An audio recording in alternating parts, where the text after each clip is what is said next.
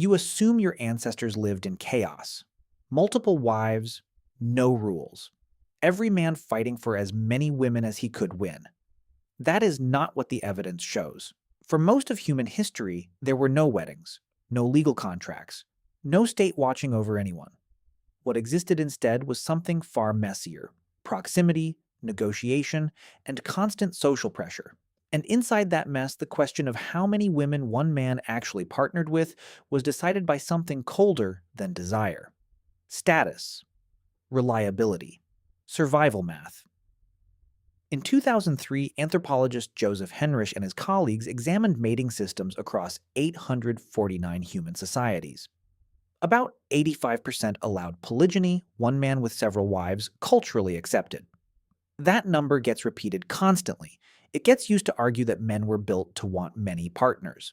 But permitted is not the same as practiced.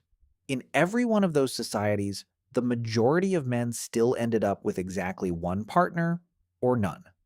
Multiple wives were a privilege reserved for the powerful few. Everyone else lived inside a very different reality. Picture an early human camp in East Africa. About 150 people, 35 adult men. Meat determines everything: who eats well, who a woman trusts to feed her children. Anthropologist Frank Marlowe spent years living among the Hadza of Tanzania and found something consistent.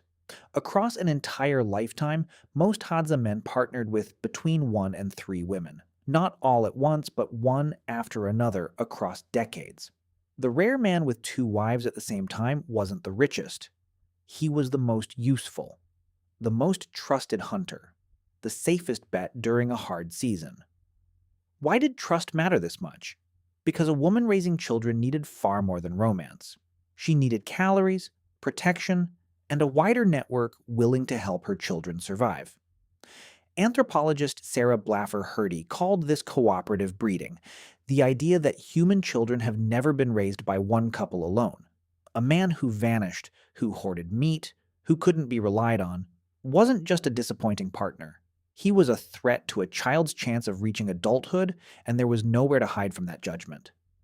Richard Lee, who spent years studying the Kung San of the Kalahari, documented a strange ritual. When a hunter returned with an enormous kill, the camp would insult it, call it thin, barely worth the effort, not cruelty. A mechanism, a way to stop any single man from rising too far above everyone else. So the man with multiple partners had to be genuinely exceptional, proven across years, in front of people who had known him his entire life. Here is where the story turns darker. Genetic research led by Monica Carmen, examining Y chromosome diversity across dozens of populations, uncovered something unsettling. Roughly 5,000 to 7,000 years ago, the number of men who successfully reproduced collapsed. Some estimates suggest a ratio as extreme as 1 reproducing man for every 17 women during parts of this period. What changed? Agriculture. Once humans could grow surplus food, they could accumulate wealth. Land, grain, livestock. Things that could be inherited, hoarded, and used to control access to partners in ways no hunting camp had ever allowed. A small number of powerful men began monopolizing reproduction on a scale the ancient camp had made structurally impossible. The everyday forager, though, was never that man. He was watched constantly, judged constantly, and rewarded only when he proved again and again that he could be relied on.